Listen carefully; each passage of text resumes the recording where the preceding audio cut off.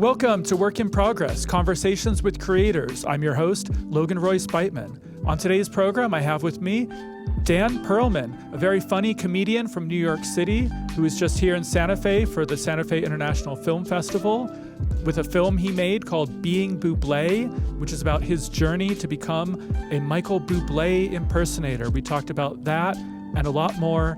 I hope that you enjoy. If you enjoy our podcast, please like and subscribe and consider becoming a digital subscriber to the Albuquerque Journal to help us bring you more content like this. You can find this episode and all of our podcasts on the Albuquerque Journal website, abqjournal.com, as well as YouTube, iTunes, and Spotify. See the show notes for a discount code on a digital subscription. Thank you for supporting the Albuquerque Journal, New Mexico's leading news. Hi, Dan. How are you? Good, Logan. How are you? Good. Welcome. It's great to have you on the program here. And I guess we'll start by talking about your recent film. You were just here in Santa Fe for the Santa Fe International Film Festival with Being Bublé. So talk a little bit about that. So I made a documentary short film. I'm a comedian, a writer, filmmaker, and so I from New York City. I had a TV show for 2 years on Showtime that I created, wrote, and starred in. It was called Flatbush Misdemeanors, and that was a scripted comedy series. But I'd never done anything unscripted. And I was just doing stand-up one night. I was doing a show in Brooklyn, and a woman approached me after the show, and she was like, "You must get this all the time. You look exactly like Michael Bublé." And I knew I've never gotten that in my life, and I knew his name, but I couldn't have told you what he looked like. And then, but she'd already pulled up a photo, and she's like, "Don't you see it? You look like him." I thought, oh, maybe she wants to like make out with somebody who looks like Michael Bublé. So I was like, "Oh, sure, yeah, I see it, whatever, yeah." And I was like, "And you find him attractive?" And she's like, "No, not at all." She's like, "But my mom does." And then she told me that she and her husband were looking for a Bublé impersonator for her mom's 60th birthday that Saturday. And they hadn't been able to find one for less than $10,000. And I said, my rate is $9,950. So that's a crazy coincidence. And so she hired me for this gig to impersonate beloved crooner Michael Bublé at her mom's birthday. I can't sing. I don't resemble him, but I thought immediately when she offered that, I was like, I want to film all of this. And so before the gig was even secured, I was texting people being like, who could film this? And I just turned it into a big odyssey called Being Bublé, where I am trying to transform. I only had 7 days to do it. 5 days, I was kind of doing other things. So I really only had 2 days to become Bublé. And that's what you see in the film is the lead up, me going suit shopping, vocal training, rented out a conference room to practice because I needed to hang out as him in character for 30 minutes.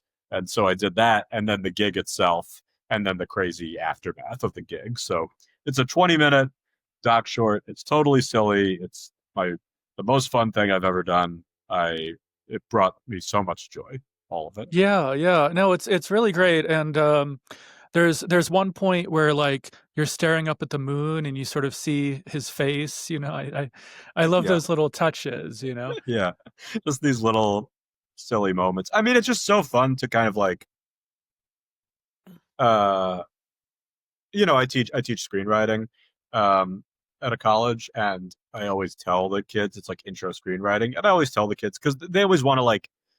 A lot of them want to tackle these big things. You know what I mean? Like I want to make something about life, how we can't sit with the big feelings in life, or how, the world is so blah, blah, blah. And I'm like, that's a lot. Like just pick a small thing and give it stakes. And that's, to me, that's like drama. You know what I mean? That's in our lives, like the small things that on the surface seem small but matter so much to us. And that's also comedy. And so it's like, how do you give big giant stakes to a silly thing? And there's nothing sillier than, am I going to be able to impersonate Michael Bublé at a dinner party? So to like really just like blast that up to like maximum volume is just really fun and silly, and I just really enjoyed it. Yeah, and but I mean, it does actually get to some real like human, I think there's one thing. I mean, I'm not going to tell people how it ends. I don't want to spoil it, but just the fact that a woman came up to you and was like, "You look exactly like Michael Bublé," I think that alone shows that some people are willing to believe things, and they sort of see what they want to see. 100%. And that was a fascinating thing. And one thing I was very careful of in the doc that I'm really glad that people have seen it. So it premiered at Santa Fe International Film Festival, and then it screened at Montclair Film Festival, and some other places have seen it. One thing that's meant a lot to me, because that was really important in my approach while we were filming it and in the edit, was I didn't want to be like punching down at people. I didn't want to be like exposing people as stupid. You know what I mean? Right, So it was right, like right. it was kind of this dual goal of like, how do I make this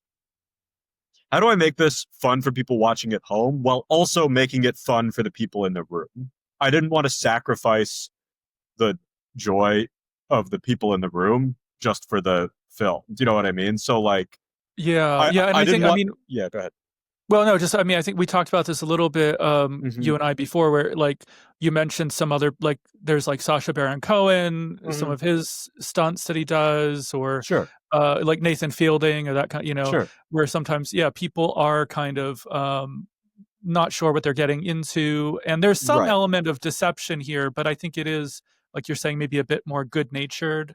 Yeah, and I think the thing that gave me peace about doing it is they hired me to do this. Like, Right. she didn't hire me to say be Buble and then hang out. But if somebody asks you if you're him, then you can just cave and say who you are. Like, I was kind of like, okay, I'm being given this assignment. So then part of my job and part of the comedy is like, I'm going to take this so seriously. I am going to lock in and be this person. And they came to me with it. I didn't respond to a Craigslist ad or something and lie and say I had 10 years of Buble experience or whatever. I was just a fucking idiot doing a stand-up show, you know?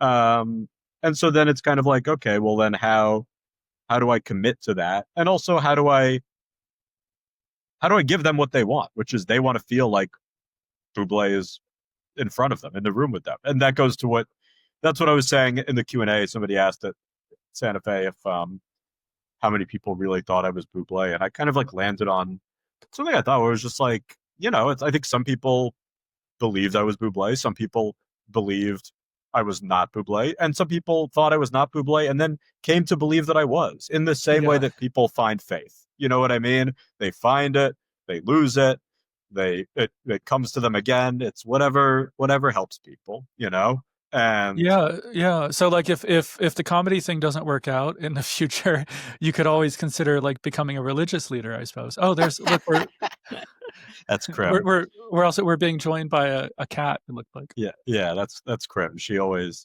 likes to make her presence known. If she senses when it's not about her, and she likes Yeah. to shift it back. Um, but yeah, 100%. Yeah, I think that there's certainly a church of Buble, or latter day Bublés that Yeah. can be followed. What do you think is the essence of Bublé? Of the man himself. Yeah, like in being Bublé, because I Yeah, do think it's funny. You don't look like him, you don't sound like him, you don't act like him, but yeah. yet there's something about you that I feel like you have some kind of a X factor that is Bublé like, and I don't know how to define it. I don't know I if you've had time to think about it, if you can. I've had too much time to think about it. I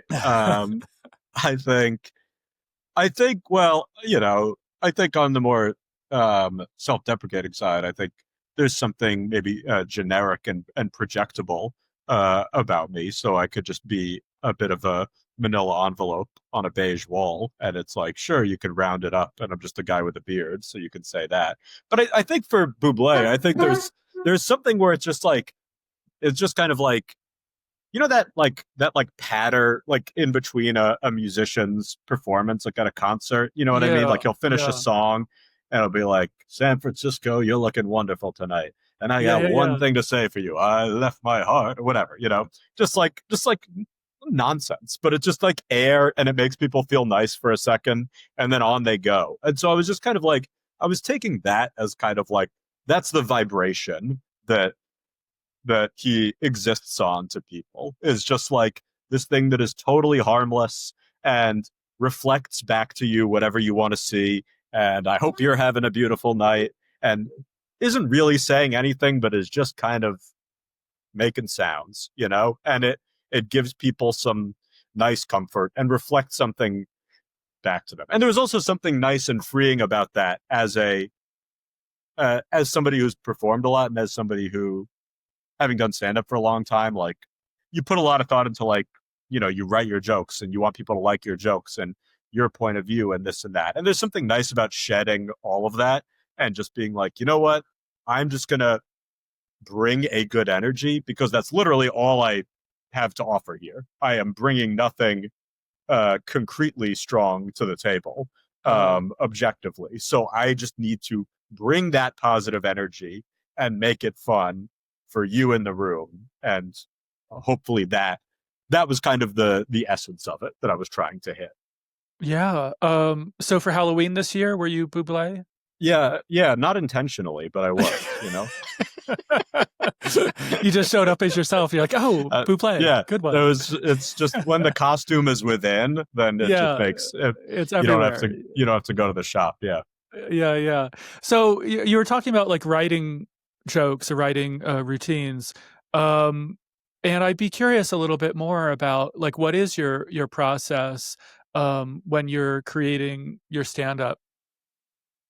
I mean, stand-up is definitely the hardest thing to write, like, by far. I mean, I've written all kinds of. I've written sketches. I've written TV scripts. I've written movie scripts, and nothing is harder than writing stand-up because you need to make it funny in a vacuum. Like why do your friends make you laugh the most? Because there's context built in. There's all this context. And in stand-up, it's so hard, especially when you don't have a built-in fan base or whatever, is because they don't know you and there's no context, and so you have to create that in a vacuum. And it's just you, so it's not relational. Like, you can't write characters to kind of bounce the jokes off each other. But I mean, unless you're one of those comedians who does voices and you sort of become the characters, but that's not really what you do. So no, I mean, I wish that would be great. Those guys, yeah, but no. So I think, well, for stand-up, I think what came to work for me is which is a little bit similar to like how I might do a script, is kind of like you start with like a kernel of an idea, often like an anecdote. I kind of like always think of it as like a starting zoomed in and then kind of like zooming out approach to it, which, it's like, okay, this thing happened, like, or I had this experience, like, okay, there's something funny about that on paper. But then like you zoom out and you're like, okay, why is that funny? Why did I react that way? What does that like represent in some broader thing? And I think starting with the anecdote and kind of like working backwards, and broadening it out that way, that's been like really helpful for me, because anytime I've sat down and been like, I want to write a joke about love, or I want to write a joke about dating, or I want to write a joke about like my parents or whatever. Like I feel like it comes out super contrived, maybe, you know what I mean? Like I'm trying to like reverse engineer the topic or the theme or the whatever, versus like, what is the kernel? And then like looking at that and being like, what do I find interesting about it? For writing stand-up, is the thing I learned early on was not to write it out word for word. I mean, I jot the idea of it in notes, and then I will talk it out on stage, and I voice memo every set, and then I'll listen back to it, especially early on. I listen back to it to hear, okay, how did I say that? Oh, and when you listen back, you have some distance from it. And you're like, oh, maybe if I said it this way. And then you could also hear like, wait, this worked so much better the first time than the second time. And you're like, oh, because I left out this clause or whatever. I found starting out, when I would write it out word for word, it would feel book reporty, and it would feel not conversational, and it would feel. I always joke with people that like when a comic is starting sometimes, and you could tell they wrote it all out. You can hear the Microsoft Word in there. You know what I mean? You can hear where they clicked enter and all of that, and so. I mean, it's so important in stand up, especially to let them feel like you're connecting with them. I mean, the whole thing is like people saying something that happened the other day that happened, 6 months, a year ago. Yeah, no, sure. I think that makes a lot of sense. But like the earlier point you made about kind of starting with the anecdote, starting with the concrete thing, and then kind of extrapolating, well, what is the, I guess this is about love or something, instead of starting with Right. the theme. And I mean, that's also what you're doing with the Bublé thing too. And it's like the stuff kind of comes out of something that's your real experiences. I think that's interesting. Maybe give an example with the comedy of like a particular anecdote or like something that happened that was like a real kernel of then what became a kind of routine that you did or that you do. I was on my way to a show with another comedian, and this was years ago. We had to take a Greyhound bus to the show, and he's a confident guy, and he's like, "Oh, don't worry, I got us first class Greyhound bus tickets," and um, like, which instantly is like a funny sentence. You know what I mean? It's like a funny Yeah. idea of like if I mean, you've ever been. I didn't know that Greyhound had classes. You just sit, right. You just sit in the first row. That's all that happens is you Got get it. to crash first. Um, and so I was just like, okay, that's a funny thing. But what is funny about that? I was like, oh, it's just like the craziest example of kind of like self delusion that you're just like trying to feel better than people you're just not better than. Do you know what I mean? And so Yeah. then it went into a broader thing about like us about people trying to feel like they're not in the shitty spot that they're in right then. You know what I mean? Right. Right. Um, and so that was kind of like, it's like when people say like, oh, if you want to feel insignificant, like just look up at the stars. People say that if you want to feel insignificant, just like look up at the stars. And it's like, I'm like, man, I don't even know. It's like, I've never needed help like feeling insignificant. You know what I mean?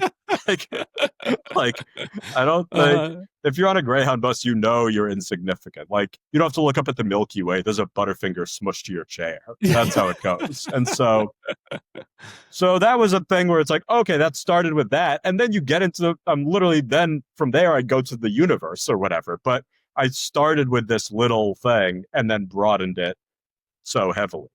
And so I yeah. think Yeah. that's kind of like if I'd started it with like I feel insignificant or whatever, aren't we all insignificant? I don't think it like at least for me, it's like it's not grounded in that way that people are gonna like Yeah. relate to. We're just kind of like, what are we in philosophy already? You know what I mean? And so it's just kind Right. of like, how do you bring that entry point that I experienced, that you experienced, that we all do, and then you can take it somewhere more interesting, hopefully.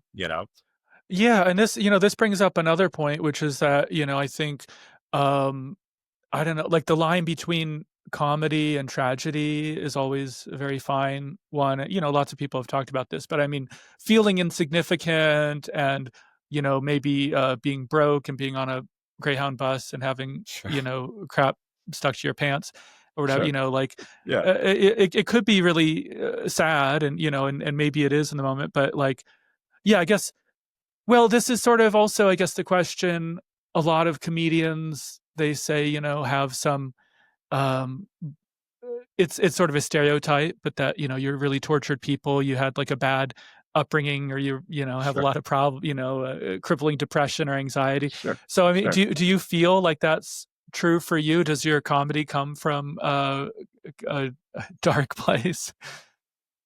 Um, I mean, there's depression in there, and that's a thing that Yeah. I've dealt with for um a long time. And I certainly think a lot of comedians have that, but also I do think it's kind of like, I mean, I think it's a lot of things that I think different comics are like motivated by different things, but um it's fun when there's like, but I don't think it needs to be like I'm so depressed or whatever. It's, you know what I mean? Like I think there's certainly a uh in most comedy there's a frustration. I think that's a big source of it. Um but I think it's all kind of like digging. Do you know what I mean? It's like you're just kind of like digging for whatever it is, why this thing bothers you, whether it's like Seinfeld or Brian Regan, like digging for, what is annoying or weird to them about Pop Tarts or cereal boxes or whatever, Right, or right. like, or, a Bill Hicksian one who's like getting to like what bothers him about religion or advertising or whatever. Like there is that kind of like excavation of the thing that is like frustrating or confusing or that feels um I don't know, whatever. And so uh yeah, I don't know. Sorry, I feel like I'm losing the plot a little bit No, no, with what the I think question it's was, a but good answer. That like there has to be some kind of dissatisfaction or unease or annoyance or that kind of feel. this yeah, there's something. And also you're I do think also the best ones are also able to kind of um look in and reflect about their own role or presence in the stuff they're talking about. Many of them don't do that, um, but I do think that's fun to see where. I mean that's why Pryor is generally hailed as uh, the best. Well, there he is right there on my Oh wall yeah, yeah. um, because he was able to do that. But yeah, Yeah, but well, I I think mean, his stuff was like really, talking about accidentally lighting himself on fire while he's smoking right. crack. Right? I mean, it's like, and that was like coming from real experiences. Right. But then also somebody else said this, so I can't take credit for it, but also like somebody like Rodney Dangerfield, Uh-huh. there's so much pain there, but he's not letting you access it. But when he's like, oh, last week I was in rough shape, it's like, you don't want to know what that looked like, Right. but that's not going to be a fun image. But, uh, that there's something. I mean, the whole thing, it's a persona, but the whole thing is like him not getting respect, him not getting whatever. It's like you can take that stuff on the surface. Everything he's saying is sad. This idea of like the content of every joke is my wife cheated on me. My doctor hates me. Like, my kids don't want to speak to me, whatever. Yeah, yeah. So it's like that is like uh underneath all of it, there is I don't know. I think somebody put it well, where it's like there's that thin line between like melancholy and melodrama, and like Hmm. melodrama is not really, it's melancholy is the sweet spot. The things that are kind of sad or funny, and they're all the things, and Yeah. that's like that's where we are, and things are sometimes so outrageously absurd or whatever that all you can do is kind of like shrug and kind of laugh at the absurdity of it. Sure. Yeah. You either laugh or cry, I guess. Well, Right. Samuel Beckett, the playwright, Hmm. he said that there's nothing funnier than unhappiness. Right. Yeah. I mean, yeah. Well, one of my favorite quotes. I love that Beckett quote so much. That's the "I can't go on. I'll go on," Yeah. because I feel like that's that. I mean, that's everything, and that's comedy. That's any creative pursuit, right? That's like you get smacked in the face, you can't do it anymore, whatever, and then you're like, all right, I'll keep going. And that's everybody Yeah. when you're hit with some disappointment. And to me, that there's so much beauty in that, that idea, Is that kind of because is that like the function of comedy? Like it helps us to go on. I hope so. I think so. I mean, that's certainly what it's provided for me. In terms of just like I do think for me, like comedy's been like a way to sort of like find my voice in a way, or like, I think I was very like shy and introverted growing up. I loved comedy. I loved it so much. And, I watched comedians. I loved stand up and I wrote jokes and, you know, but would have been but I was terrified to like raise my hand in class, like in high school, you know, um, and so it kind of allowed me to sort of like feel comfortable with my voice, to get comfortable like being in front of people, and that translates off stage too. That helps your confidence in Yeah. general, and I think it just helps you, and then hopefully I mean, it's also meant so much, like when people have reached out, whether it was about Flatbush, my Showtime series, or Yeah. stand up or anything, and say that that helped them in some way. I mean, that's like awesome, because you're not consciously thinking about that. Like, you're not consciously thinking about how you can um like reach people or help people in that way, but like, yeah, I don't know. I got a nice message today from somebody who's saying that they have two kids and they're like neurodivergent, and they're like, as a family, they're fans of mine, and da da da. And it's like stuff like that means like so much, because it's like, um, yeah, I don't know. It's nice in a world of sadness when there's so much that we can't control. You know what I mean? And often so much maybe you feel guilty about. Uh,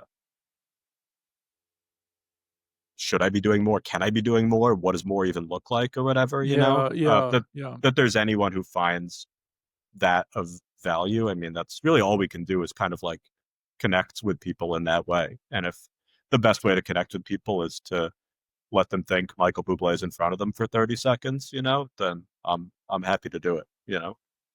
No, that's really beautiful. And actually, there's a really one of my favorite moments in your film. Um, and I hope I'm not giving too much away here, but there is a No, woman go who for it. comes up to you Hmm. and says, "Oh, you know, your music has meant so much to me. It's gotten me through some really hard times." Yeah. She really Yeah. thinks you're Michael Bublé, and so that's Right. the funny part of it. But I mean, it's kind of like you've had this experience with people actually, you know, saying that to you as a comedian. Sure. Um, but you also had that experience of someone saying that to you, thinking that you're Michael Bublé. Right. And that felt nice too. And so that's the thing where I'm like, it felt nice for her to say it, for me to receive it. Uh-huh. I mean, the example I have used is like, you don't walk into a Macy's and tell the kids waiting in line, that's not really Santa Claus. You know what I mean? It's like Right, you right. you let them have that joy and enjoyment, you know? And so, yeah, I don't know. Why not? Like, why not have that nice moment and interaction, you know? I'm Yeah, not yeah. I wouldn't go to his family and tell his children, I'm your dad, you know, but like, but to these people who have no connection or whatever, it's like, I'll fill that role.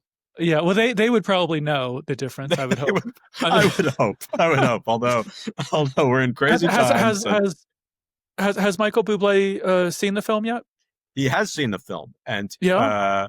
I'm told loves it. I've not talked to him directly, but I'm told uh, via the team that he loves it, and so hopefully we're gonna do like a social, like a collab, like a video or something. So that Oh, would be great. very nice. Yeah, that like you're gonna maybe perform together? It'll be like people will be like, "Which one is the real one?" It's hard Yeah, to tell. it'll be a Pepsi Coke challenge.